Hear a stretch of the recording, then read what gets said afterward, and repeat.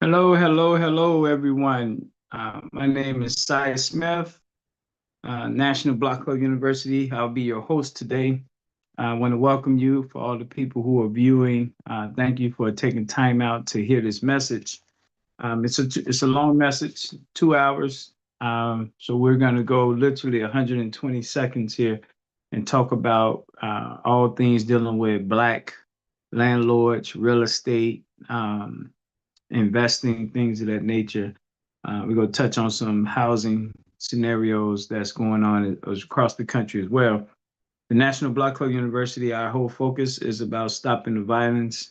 Um, we've been doing this for 20 years, and we've built a structure and a system that's going to allow us to really do for self and take care of our community. I personally feel that when we take care of the Black community, all communities will benefit because of the compassion that Black people share with people all around the world. So, if you can, you're going to probably need to take out a pen and paper because I have a lot of information to share with you. I'm gonna go start off with the agenda so you guys can see and kind of know what the plan is, the itinerary.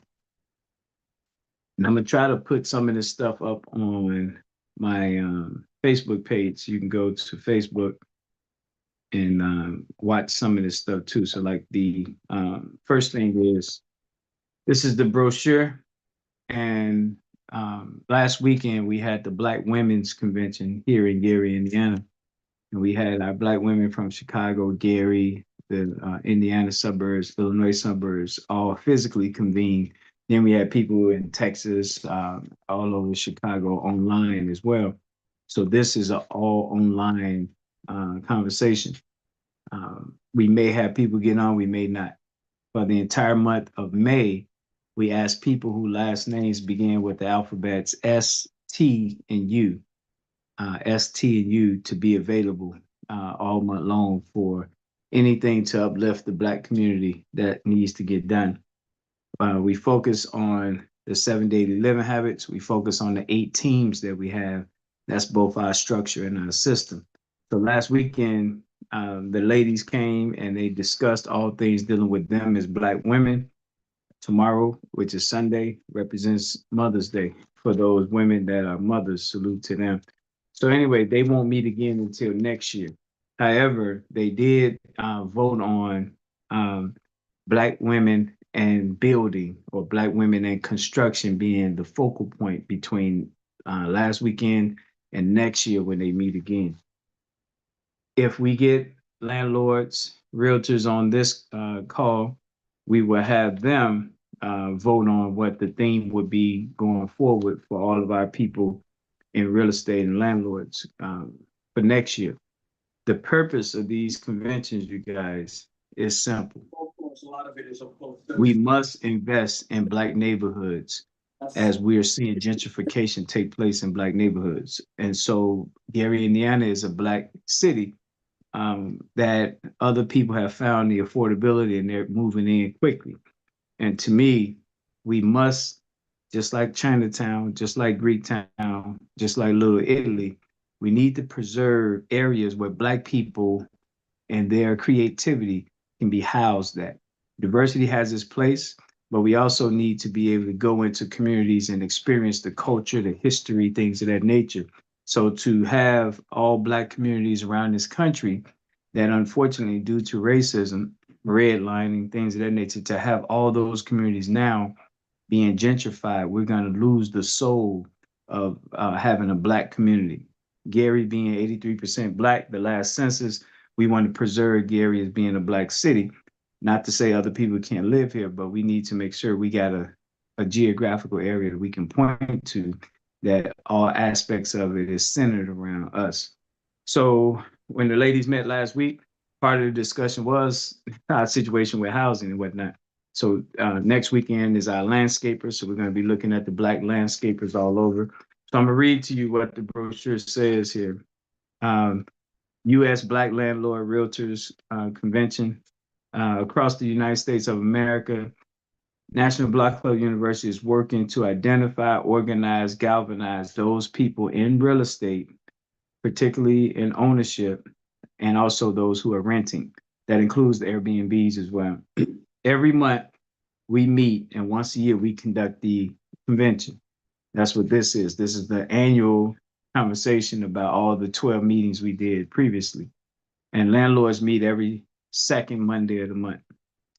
This allows us to highlight this focus, and we welcome all those who share that vision. So from 10 o'clock to 10:10 is this welcome address I'm doing now. From 10:10 to 10:40, it's the landlord section. From 10:40 to 11:10, it's the real estate section. And then from 11:10 to 11:40, it's the joint session.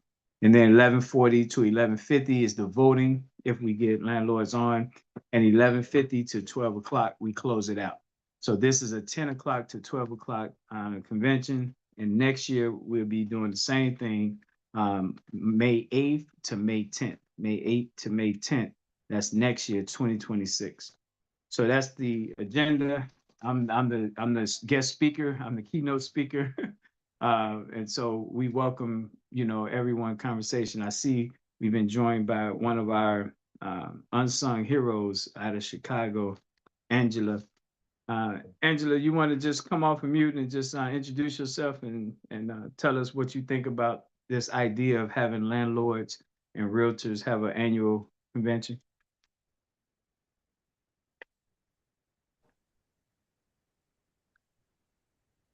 You might be on mute.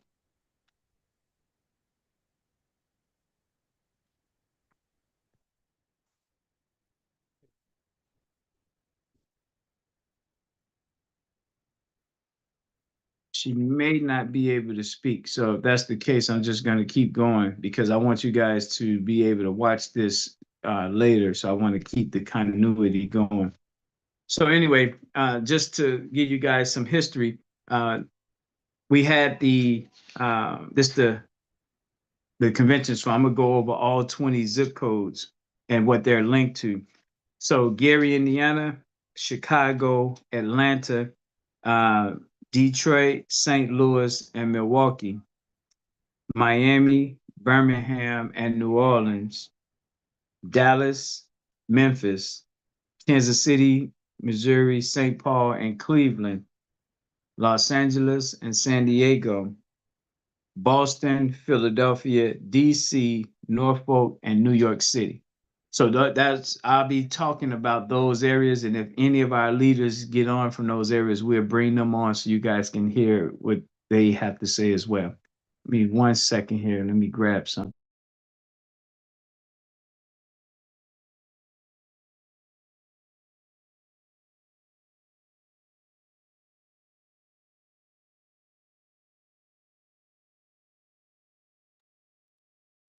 Okay.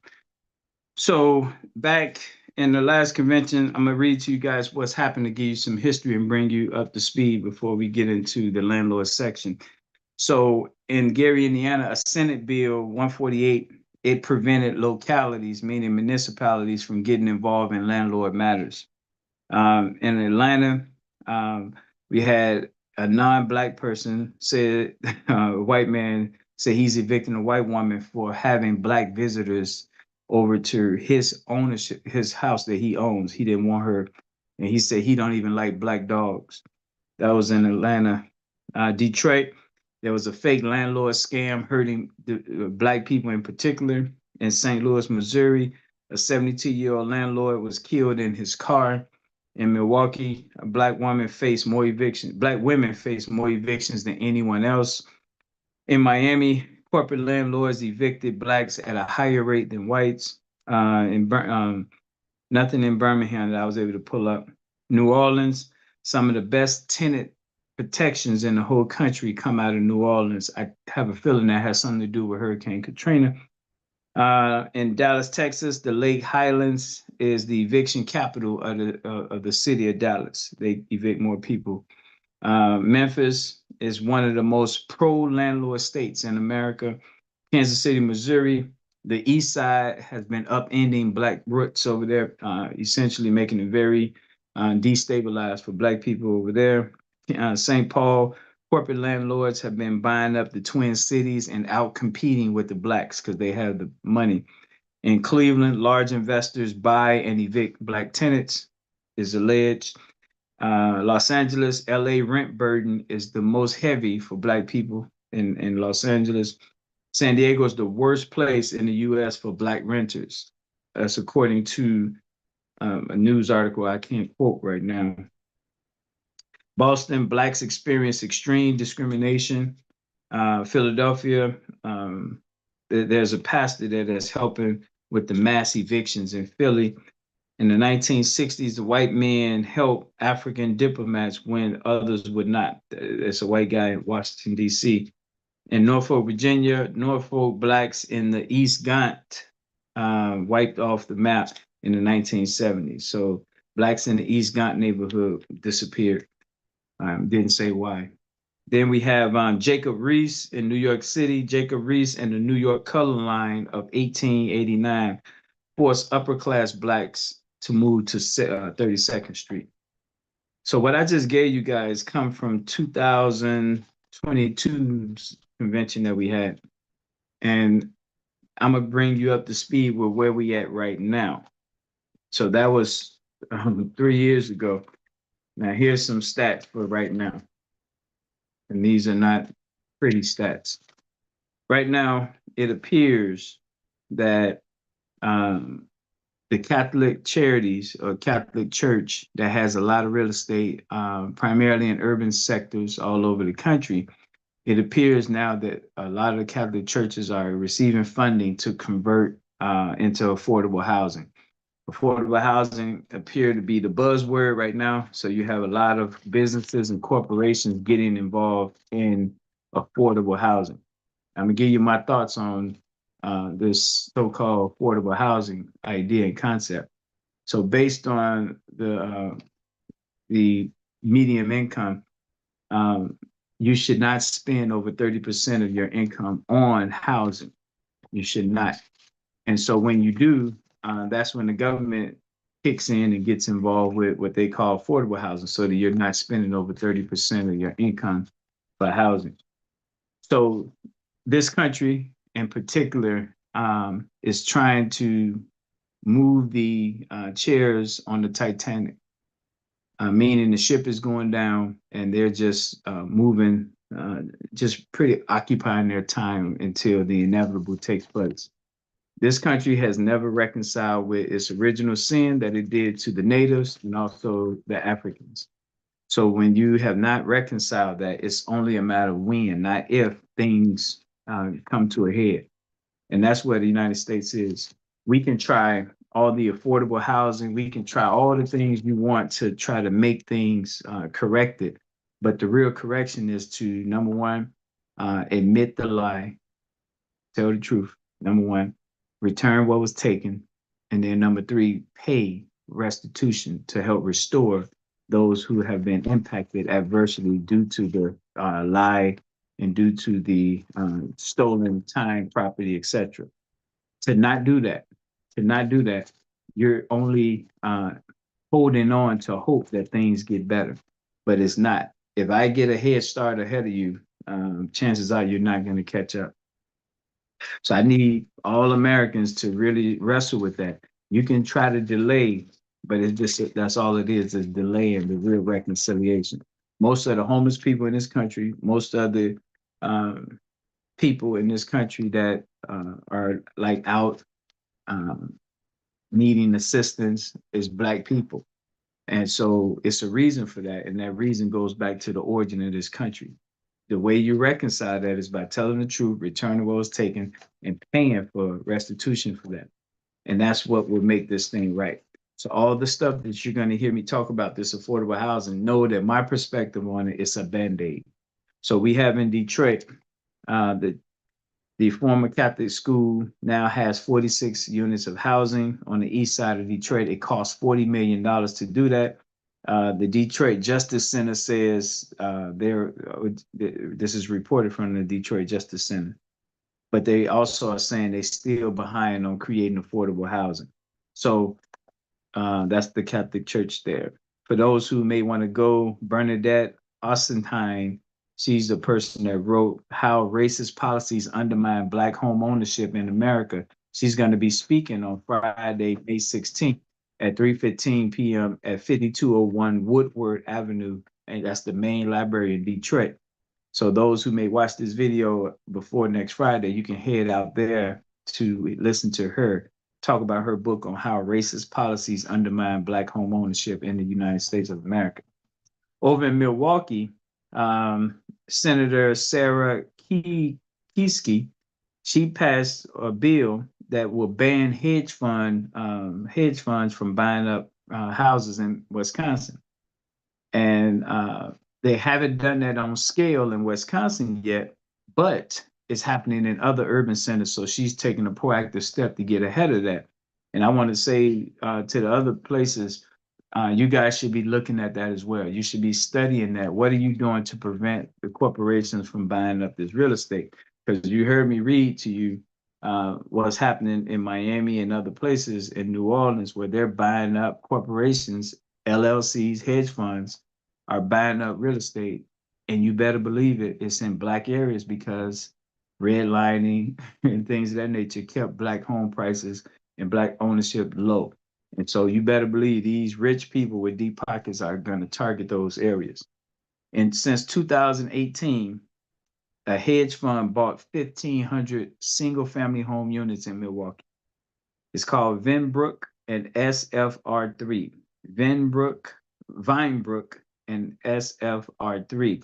They together own, SFR3 paid $2 million for 23 real estate properties in Milwaukee, and they're selling them now for 4.2 million. So they're going to double their $2 million investment by 2.2 million. And Vinebrook owns 703 properties. Buying single family homes to me has a very peculiar perspective or reasoning for it to me, because if you take a single family home off the market and you're a corporation, what is your intent? Now, I do think there's situations where corporations can add value, similar to what the military does, is they have dorms, they have places for their workers to be. So if a corporation, a business is buying up real estate to make it available either free for their employees, or if they're doing it at a lower cost, then I think that's fine. But if you're doing it to make a profit, I think we got to have our government and elected officials step in and prohibit that, like this sister is doing in Wisconsin. The Business Journal, let's see what their comment was. Let's see, because I do want to respond to comments. These entities use public money to make money. Yeah, yeah. When you had the United States founded on illegality, immoral, almost anything that comes out of those roots are going to have that bearing on it.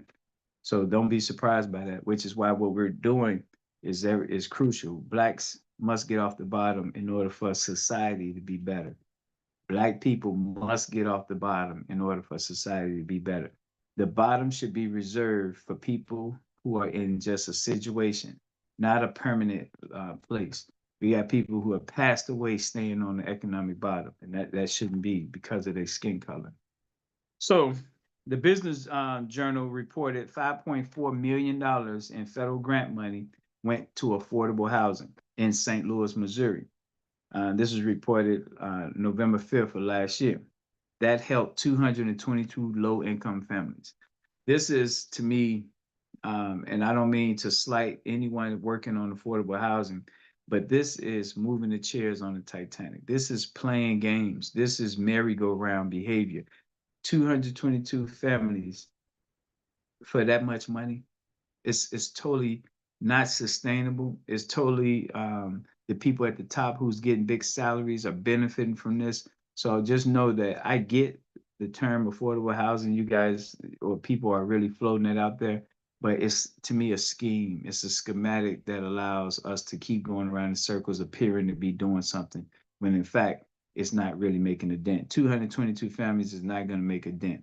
Thank God for those 222 families who benefited from it, but come on, realistically, that is not going to move the needle. which is why, again, our position is blacks pool our resources together, do for self, create our insular economy where we are getting our real estate. And I'm gonna talk about that on the next half, real estate. But we must do for self. We must create small villages in our zip codes all over because the same spirits of the people who founded this country, all about profit and greed, is still at play here. And some of them are getting grant money and doing the same thing. So, uh, what St. Louis did do that I think makes sense to a certain extent is St. Louis charges $3 per night for Airbnb, and that money is alleged to be used for affordable housing. I said alleged to be used for affordable housing. So time will tell.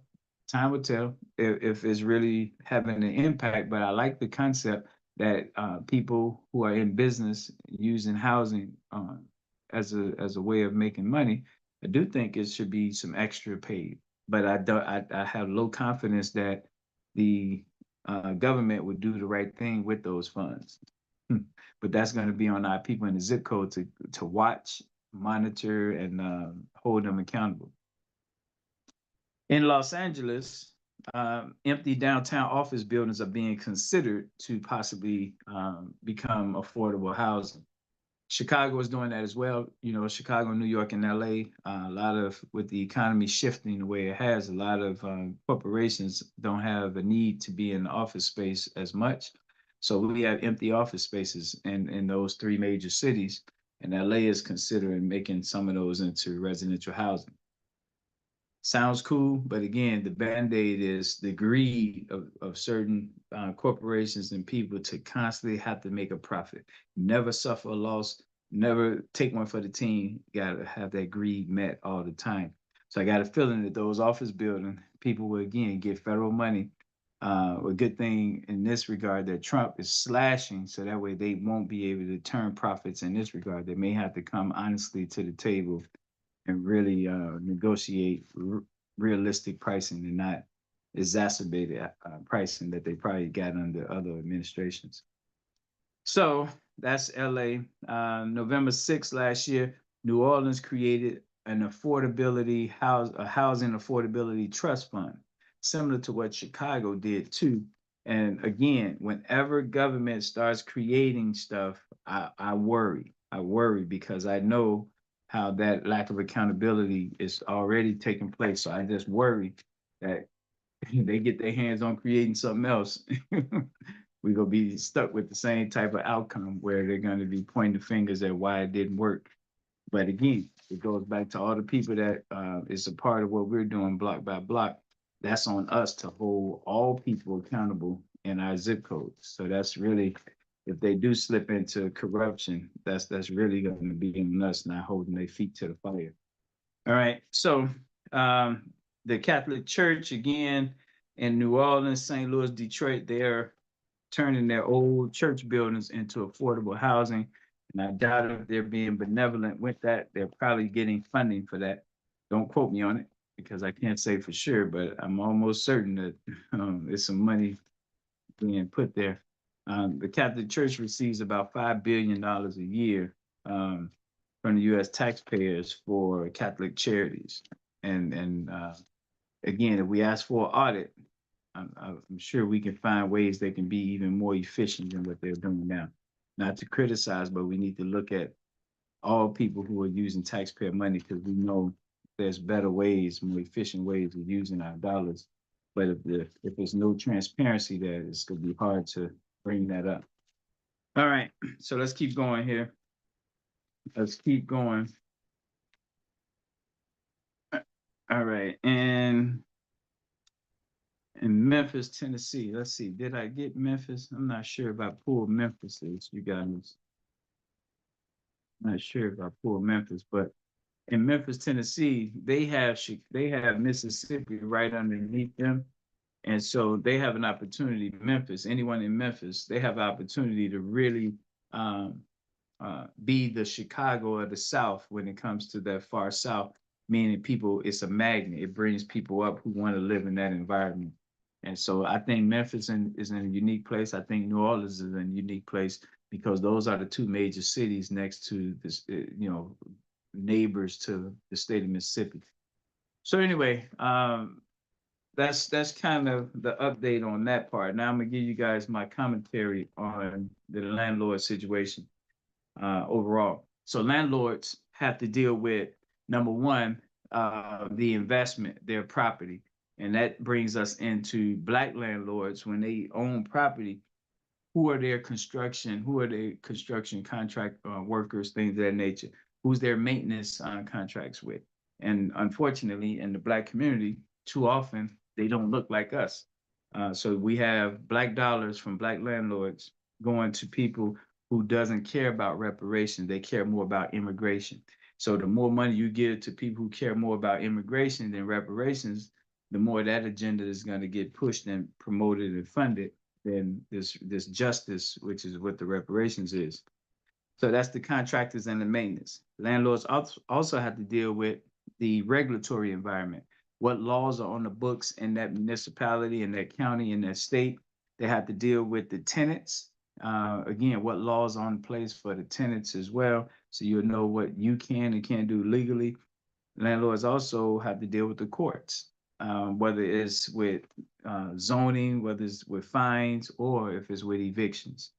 So when we look at our situation as Black people, the 7 regions that we're in, Gary, Chicago, Atlanta, our vision when it comes to helping people become landlords is almost like a military model where you have this property, but you also have guaranteed visitors, guaranteed people coming to short term, use your space, rent your space.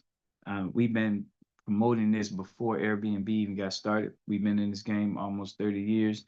And our vision with our 20 cities around the country is to help people get into real estate. And so that when we're having people move around this country to make it safer, that they're staying in places that you guys own. Again, I'm going to be talking about that at 10:40. So we got 10 minutes before I switch over to that real estate side. So going back to the landlord piece here in Chicago, because that's where I know the most landlords at. One of the big complaints that we hear from the landlords is the tenants. And with the protections, it's a democratic city, democratic state. So right now, the pendulum has switched from landlords having the benefits to now the tenants. So you have landlords who are discouraged right now about being a landlord because they feel like they don't have the power they had back in the day. And that was probably abused and why they lost that power. But the raw reality is squatting is an issue. Uh, Tenants using a security deposit as their last month's rent is an issue for a lot of landlords that I speak to. I hate to say it, but males renting to people and having unemployed, unproductive males in the house. Now, from a legal standpoint, they can't discriminate, but just in terms of private conversations, that is a concern of theirs when it's a teen son in the house and he have his teen friends over and they're hanging out.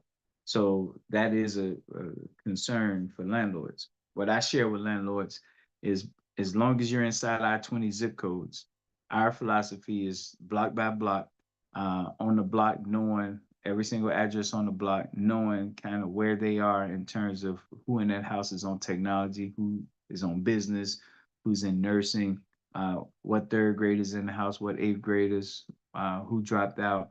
That information allows us to tailor information that can put them in the right position to get out of that situation that they're in. This is a landlord's friend. We are a landlord's friend because, again, if you have this mother with 3 sons, we can get them 3 sons active with us. We can get them 3 sons active in their zip code. So now they're not just sitting around doing things they shouldn't be doing. So we do promote our landlords to come on board with us. Our block club, our block by block philosophy is $1 a month, $12 a year for every single body. So we want to see our landlords come in. All landlords are asked to support 7th graders and 9th graders. And that's the difference because you have some people who just own real estate and some people who actually rent it out. So those who rent it out, they got 9th graders. Those who are just property owners, they got 7th graders. When we say you have them, we're asking you to financially support that grade. What that does, it allows us to have a reason to interact with everyone on the block about us having assets and resources for our kindergartens through 12th graders. And in particular, here we have support for 7th grade and 9th grade. By doing that, it's going to allow the landlord to ensure that that household, that tenant, has layers of support, and it's not just that single father or the single mother by themselves. They have a whole zip code ready to stand and support them. All right. So when it comes to the courts, we've seen literally judges, because they was getting ready to evict someone, but because they heard about that tenant support in the community, what they're doing, give them more time, but more importantly, advocate and link them with resources that can get them funding so they can stay there 6 months longer.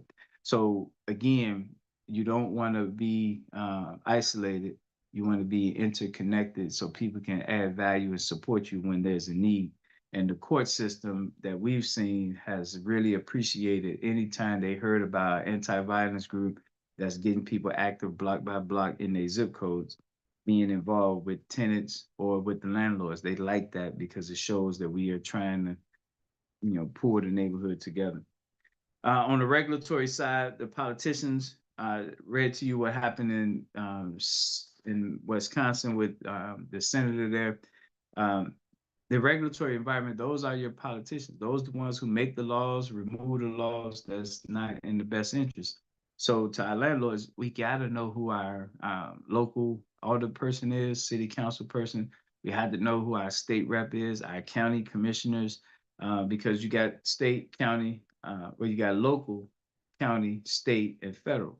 So you want to know all levels of who you're paying to represent you, and that's going to add value when you need something, whether it's a law passed, whether it's funding.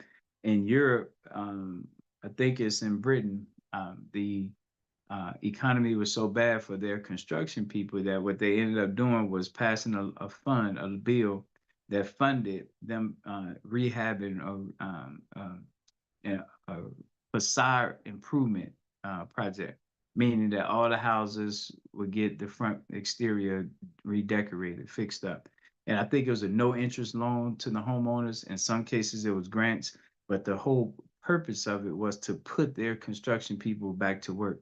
And that's the type of thinking that we have to make sure our politicians, our policymakers have, to think outside the box. How can we put our people to work? Because when they're working, we're getting tax revenue off of them, and then they're going and spending money inside of our community anyway. So it's a benefit to put up money up front. You got the ability to issue bonds and put the money up front and let that money be used to put people to work. And when they're putting people to work, they also then are spending money. And when they spend money, that gets the economy rotating around.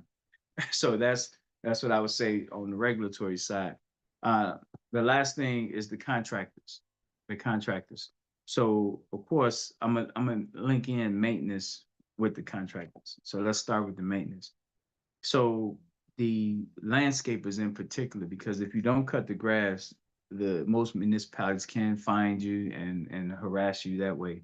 So who cuts your grass matters. With us, the people who cut grass, we're asking them to commit to 4th graders. So now just imagine whenever you keep the city from finding you as a property owner with the Black landscapers that's in our network, you're helping the 4th grader students benefit financially.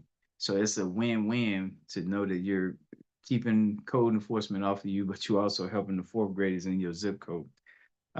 So going on the other side. So let's go alphabetical. We'll start with the bricklayers, tuck pointing, from tuck pointing carpentry, anything dealing with woodworking.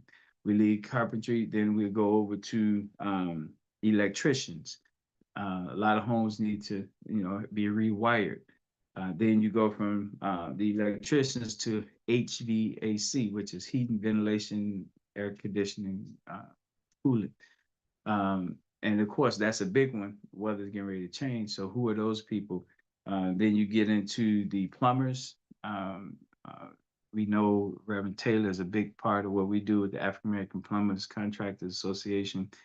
Plumbers help 12th graders. Electricians help 11th graders. Carpenters help third graders. Our bricklayers help fourth graders. Who else did I name? So um, when you as a landlord reach out to contractors, if they're a part of this, then they've already heard how we want them to support these grades. If you have contractors that never heard of us, we want to be connected, because when we get connected to them, we're going to be able to have that conversation so that we call it RBS. The residents are supporting the businesses are supporting the students. That's a cycle that can keep happening forever once we get enough people to hear the vision and buy into the vision. So I'm gonna pause there because that was the last one of the contractors. We have 4 minutes before it's time to go. So we're gonna go on a break here. I won't take all 4 minutes, but we're gonna go on a break. Then we come back from the break. I'm gonna come back and I'm gonna be talking about the real estate period.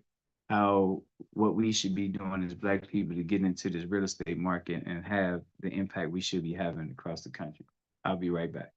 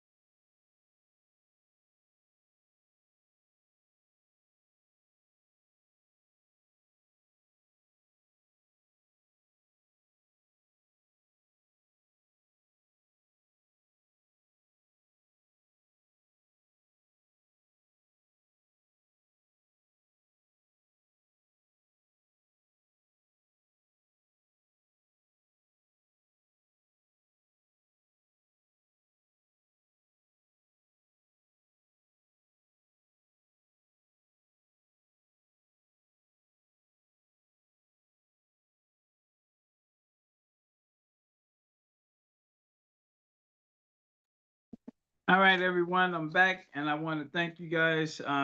So this second portion is about real estate, and I wanted to kind of talk about real estate in general, and then I'm going to what we are doing on the real estate side, which is going to be separate from our anti-violence side. So I want to make sure you guys know the difference, the way we're doing it or using it. So I would say this big picture when it comes to real estate. We were promised 40 acres and a mule. And that 40 acres and a mule would have allowed us to have ownership of land. And in this country, land is everything. And unfortunately, you have to pay taxes on the land or else you'll lose the land. But I get it because you do call the firefighters, you call the police, some has to fund that. And so that's why it makes sense to a certain extent why you have property taxes to pay. However, we need to work on the assessments and how they justify who pays what, who pays more. I do think that part is definitely out of whack. But anyway, Black people in this country never got the head start like other people have. The 40 acres and a mule that was promised us that we didn't get. They gave in 1862. This mainly the white government gave 160 acres to white people who never done nothing for this country coming from Europe. They gave them 160 acres of land, 4 times what was promised to us. And it was very unfortunate, but it gave them a head start and not us. Okay, so that's how you look at that. A white lady just came on YouTube the other day and she talked about how her grandfather bought a property for $70,000 in New York City. Um, and then he passed away. They ended up selling the house and it paid off all 7 members' debts that they had, and they was able to move forward. So that investment that they great granddaddy did a long time ago paid off big time for them. And this white lady was talking about how blacks was not allowed that. And so they didn't get the head start that her and her family got as a direct result of her great grandfather being able to buy real estate. So I say all that to make sure that you know why it's so crucial for us as black people to own the land, to own the land. Now, these corporations that's buying up a lot of this real estate with evil intent, I believe, because why take housing off the market for our community? But of course, the black communities all over America is where it's going to be the dirt cheap real estate at. And so that's might be a part of why they are doing it, is to keep those communities destabilized. So what we want to see happen and we think is going to happen is laws will eventually be passed all over that's going to challenge corporations, hedge funds, LLCs from buying up real estate, or at least making them go through the local people to be able to buy the real estate up. But whoever lives near urban headquarters or urban center, that's where the real estate is probably going to be the most, the highest. So if you're in Chicago, the highest. If you're in LA, the highest. You're in San Francisco, the highest. New York, the highest. Atlanta, the highest. Miami, the highest. So the way I see us as black people going forward, we're gonna have to look at how do we get into areas that is not traditionally where where black people were at, which we know redlining and other illegal acts cause the property prices to go low.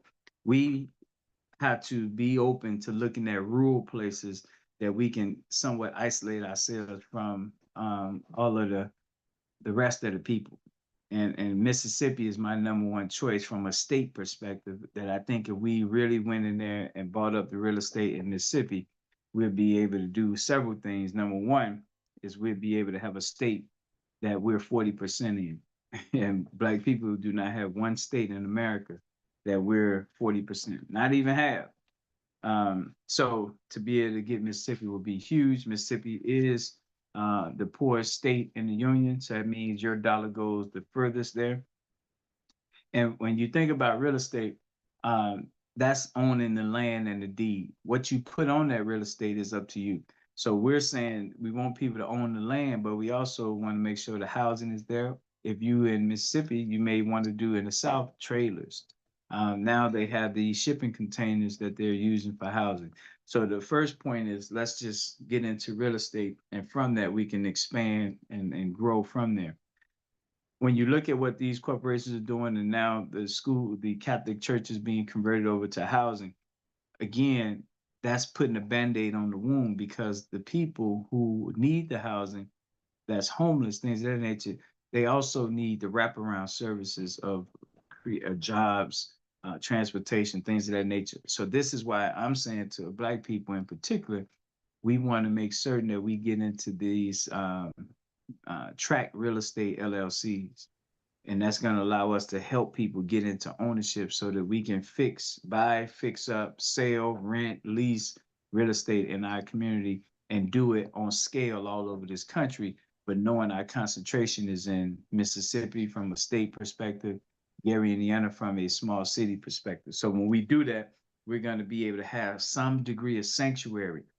Everyone is not going to do everything ever. So we're not worried about everyone. We worry about those people, those select group of people who get it, who understand that we need to, at scale, buy up the real estate and make sure that we're doing for self with the real estate in our communities. So I want to put that in your spirit. And I see Daisy join. She's a realtor. The other thing I want to do before we hear from Daisy on real estate is when you are not used to inheritance, you're not used to things being passed down, seeing how your mom and dad ran the household, paid the bill, paid the taxes.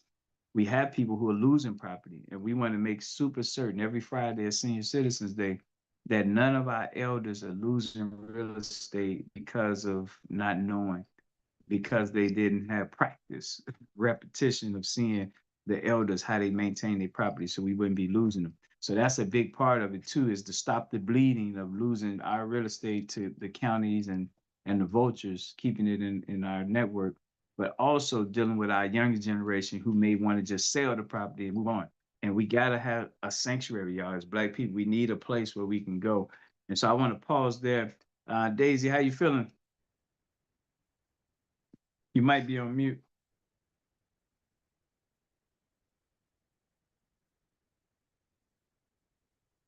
Okay, we'll come back to Daisy. She may not be able to speak. So going back, so I had a situation in Mississippi where the family had gotten up in age and they could no longer cut the grass and keep the property up. And they literally offered to give it to me. And I told them, with all due respect, we prefer us leasing it for them for 10, 20 years for $1 a year than taking the absolute control of the real estate.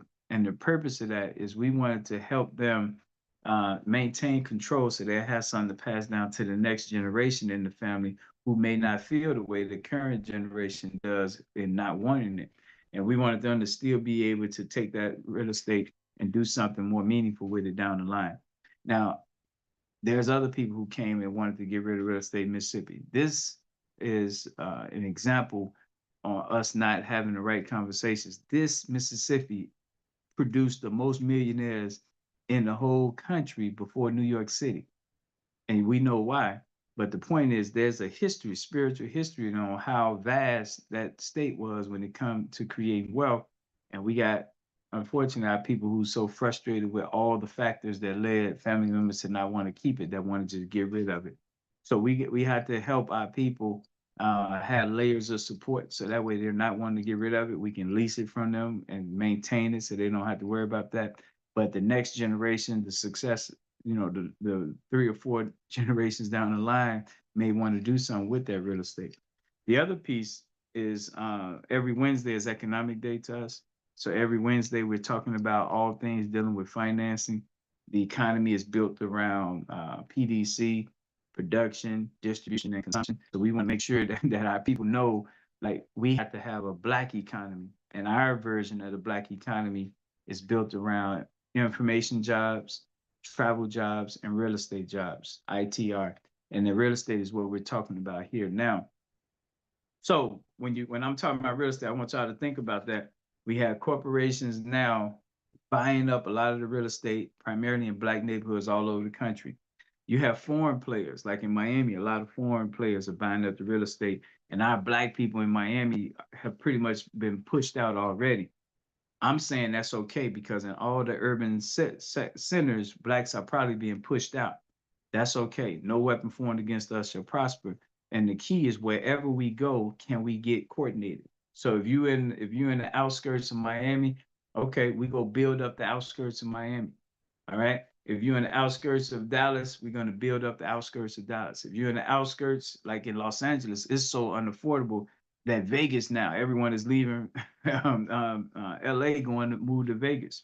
And so if Vegas get too, extravagant, can't afford it, then we go right outside of Vegas. So my point is, I'm not as worried about us holding on to all these urban centers. I am worried about Chicago and Gary, though, because those are global hubs that we need. So if you haven't heard me say that before, Africa is crucial for Black people worldwide. Brazil is crucial for Black people worldwide. Chicago for Black people worldwide. Gary, Indiana, and then the state of Mississippi. Those 5 structures are crucial. So all the other places, we want to maintain Black meccas, but we may not be able to. And if we don't, wherever we go outside of those hubs, We just got to have this concept there to help make it strong and vibrant wherever we are. So having said that, that's the market. That's how things are set up now. The homeless population in Chicago in particular, we have thousands of Black teenagers that are homeless, meaning they have no place to go. Um, some of their parents are homeless. I mean, some of the grandparents were homeless, so it's generational. It's passed down. This homelessness. So again, if we had to move outside the city into suburban areas, the biggest thing is my good friend Mark Sims says we got to make sure that there's clean neighborhoods wherever we go, safe neighborhoods wherever we go, and excellent schools. And the schools don't have to be traditional. It can be our homeschooling network. So if we're doing those things, the education and the safety and the cleanliness, what we're ultimately going to be building is our do for self uh, philosophy, and that's going to make it wherever we live. If we're owning the land, it's a desirable place because of those clean neighborhoods, safe neighborhoods, excellent schools.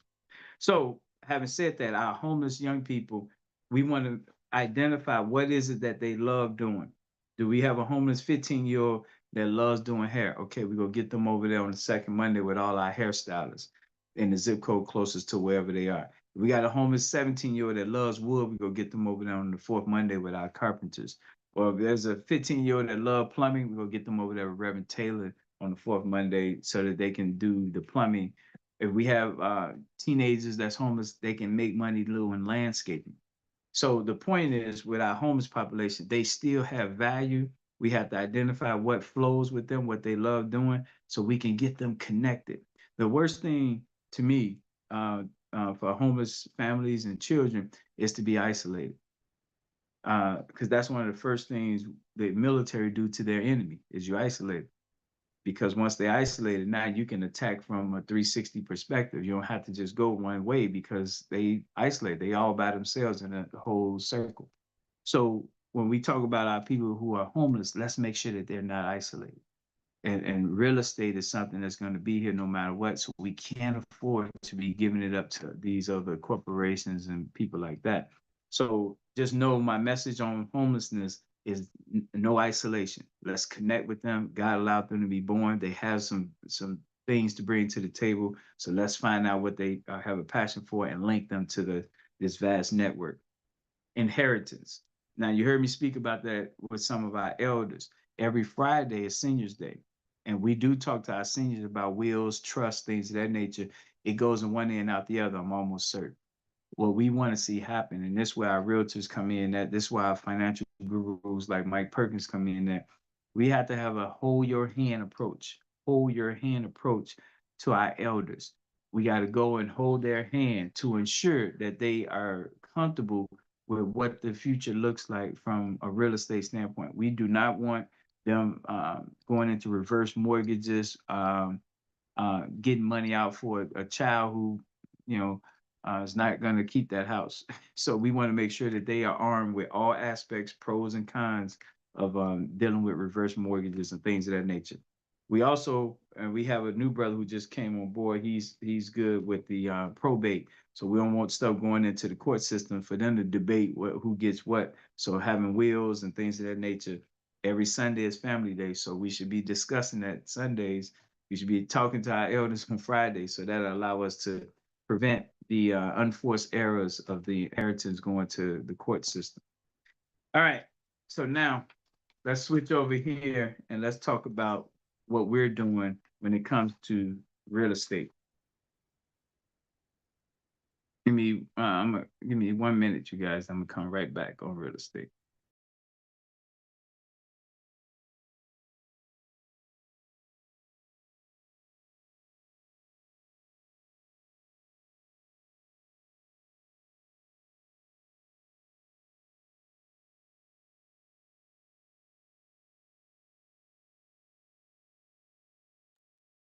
Okay, so I want to break this down and explain to you guys how we're working this real estate from our standpoint. So we in the field. We know our people very intimately. We know our people. And the more people you bring to the table, the more debate, because we've been through a lot, we experienced a lot, so we got a lot to express. So a lot of times you get more than five of us together, it could be a long meeting. So with that background in mind, we said let's create LLCs, which is limited liability companies. They're essentially pass-through entities. They're designed so that the taxation is going to be passed to you. You're going to pay the taxes, not the entity per se. So just know that you're going to still be responsible, but that's the benefit because you get to see firsthand and manage and so forth. But you're inside this legal structure with four other people. So every one of these LLCs that we are going to lead and make sure are created, the purpose of them is so that we can do joint ventures together. So your LLC that we're helping you to create is not designed so that you can go out and do your own thing. It's not designed that way. However, you can do what you want to do. It's your LLC, but we're helping you to design them so that we can collaborate and coordinate and do joint ventures at a larger scale than what you may do on your own. So imagine every one of these LLCs having five people. Each one of the people came in with $1,000. So that means every LLC is capitalized at 5K. Okay. With that in mind, that's not enough to really do business the way you want to in real estate. But when you get that LLC and five other LLCs, now we're talking about some real joint ventures that we can do. Also, in our community, we have the Black Elite, we had the Black Comfortable, we had the Black Day to Day, and we had the Black Bad Shape. We're only targeting the Black Day to Day. We're not worried about the Black Bad Shape. We're not worried about the Black Elite. We're not worried about the Black Comfortable. We're focused on you who are every day out there making it work, meaning you're proactive, you're doing something. You're not looking at the bad shape that may be sitting around feeling guilty, victim, things that we get you later. If we help the Black day to day, they can pull up the Black bad shape that's in their family, in their life. So we're talking about the Black day to day. And the chances are, because you're Black day to day, you may not have time to really look at investment instruments, things of that nature.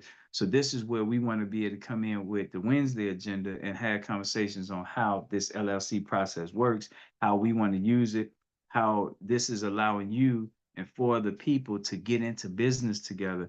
And because it's only four of you, worst case scenario, three people is all that's needed to pass any resolution to get things done, anything, because you got to have a tiebreaker. So it couldn't be six people because it can be a tie.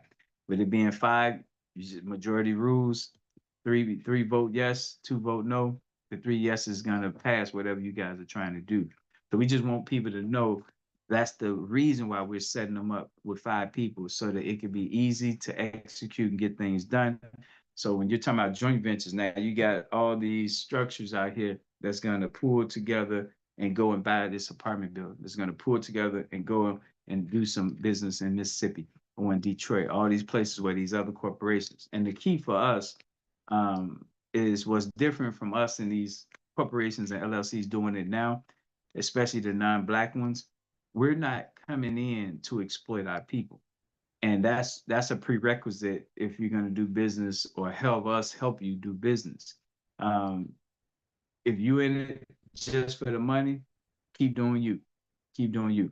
We're working with people who understand, who get it, that we have to, as Black people, coordinate together. We have to do for self. We have to be there for each other. If you don't have that spirit, stay where you at. Stay where you at. We're not mad at you. This is a movement to ensure that we get our people thinking business wise, get our people structured business wise so that they can do joint ventures at a scale. Eventually, we're going to be going back to the continent of Africa. So again, as we get our people used to operating like this at this level, it's just going to make it easier for them when we get to the broader level. And all of this is the for-profit side. All of this is legal. All of this is you being in position to leave a legacy to your children. And so this is going to stabilize our neighborhood because right now, 30% of our money and more than that is leaving for housing, and that keeps not enough money for other things to take place. So we got to do this. Gary, Indiana is the first stop because of its affordability. I've been saying this for a while, and it's gotten a little bit less affordable because of a lot of our people from Illinois are moving here because of the affordability. So it's raised the bar a little bit, but that's what we want to do. So imagine five carpenters getting into a LLC. And now those same carpenters then are going to do woodwork for the other properties that you guys own. Imagine 5 plumbers creating that LLC and they own real estate and they also go do plumbing for fee to the other people with plumbing. Imagine 5 landscapers getting together. You see where I'm going with this. 5 nurses, 5 teachers. The vision is to get us in a habit of getting legally set up and structured so we can do business, so we can do business with each other, so we can do for self. That's what this whole thing is centered around. And in doing that, we're going to be stabilizing our people. We're going to be stabilizing our zip codes. With that LLC, you can borrow money from your LLC if 3 of y'all agree and pass that rule inside y'all LLC. So we're talking about how this is going to impact the pawn shops in our neighborhood and ensure that we're not being exploited that way. It's going to ensure that you got somewhere when God call you home that you can leave to your children. So to me, this is the final frontier on getting us to stay individualized, but just coordinate and for other people, which is 5, to get results of stabilizing our zip codes. So it's 11:02. We're gonna pretty much end. The voting would have been coming up, but we don't have enough people. When you get your LLC, that'd be called a quorum. You don't have a quorum, so you can't really do business. But we don't have to take the vote. But I am gonna go through what it would look like, so the people who's watching this later would know what should be happening if we did have all of our people on here. All right, so this is the way it ideally would have went. All right, 2 breakout sessions. One is with our Gary, landlords and realtor personnel. They would have been discussing all things dealing with those contractors, the construction aspect. They would have been dealing with the racist laws that redline and prevent us getting funding. They would have dealt with the food. They would have dealt with the laws. On the other side, which is the Chicago side and the South Suburbs side, they would have dealt with just from a business perspective. They would have dealt with the accountability angle, the safety angle, and the education angle. We had um, landlord. He was killed in he they killed him trying to pick up the rent, and I started making the list because it was happening in St. Louis. 72-year-old landlord was killed in his car. I started keeping a list of landlords being killed, and I had 3 people that I was able to pull up nationwide. But business accountability, safety, and education is what the Chicago breakout unit would have discussed and came back to the table with the construction, racism, food, and law landlords. And then during this joint session, we would have voted on where are we going between this convention and next year's convention. Out of those 8 topics, what did y'all come up with so that we can know that's the theme going forward? I have my sewing shirt on underneath here from the sewing convention. What is the theme? That goes on your apparel shirt, whatever the theme is that you guys vote on. So in this joint session, we would have done this vote. We would have said how many people out of all you guys are for Black landlords and realtors in construction, meaning 2026 Black landlords are gonna support Black plumbers more than ever.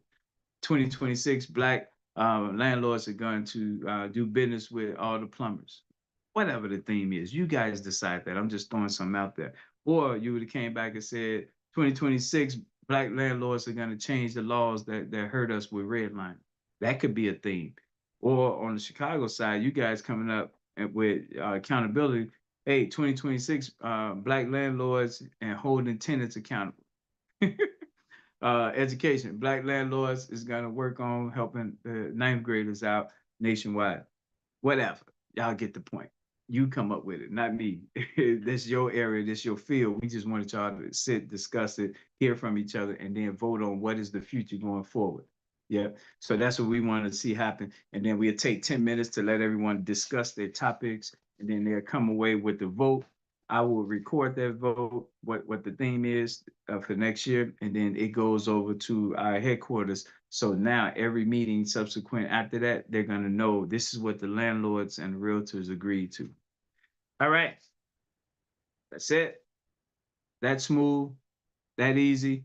Um, I thank you guys for listening and watching. We're ending early. This is needed. Rent prices in the 1970s was $108. So this is needed, y'all. Housing matters. You know, $108 back in the 70s, 1970s. Right now, to stay at a motel, you're paying $1,400. So I would say the next step, I would hope you guys would do. My number is 312 area code 405 8844. That's 312 405 8844. I would say in your family, definitely have that conversation about any real estate you own, succession planning. Uh, my number is available to you if you want me to connect you with who in your neighborhood could add value to that conversation. And then the other piece is I would say, let's make sure that we're supporting this structure. This structure is in all 20 zip codes, 20 US cities. And the more we can put the resources, in this case, the $1 a month, as long as we put that behind us, now we're able to reach people where they are, block by block on their block. You don't put the dollar into us. Now, what we can't do is we can't market. We can't go door to door and make certain that we have the ear of what the people are saying. So just know that that money is what moves. Money is like the blood that circulates through our body. Without it, blood clot, you die. Money is like gas in your brand new car. Don't put gas in the car, not going nowhere. So that's how you look at it. I thank you guys. For watching. This is on YouTube, so you can share this with other people. I see Daisy sent the message, Cyron, I'm on a project, just listen to the broadcast. Oh yeah, definitely. If you guys haven't noticed, we don't believe in stressing. The key, especially with this technology, is recorded. Like Daisy is saying, she's listening now, so she's able to make mental notes and have a conversation later, give her inputs later. That's the beauty. No stress. If you're stressing on anything dealing with National Block Club University, any of the meetings, the topics, that means that you're pressing, not us, because we trusting that everything happens in the ordained time, and we just do our part. So again, 312-405-8844. We're going to conclude. We covered the sections we needed to cover, and we'll talk to you next week is the landscapers. So if you know anyone that's in landscaping, want to get into landscaping, children getting out of school, you want them to make money doing landscaping, give me a call, 312-405.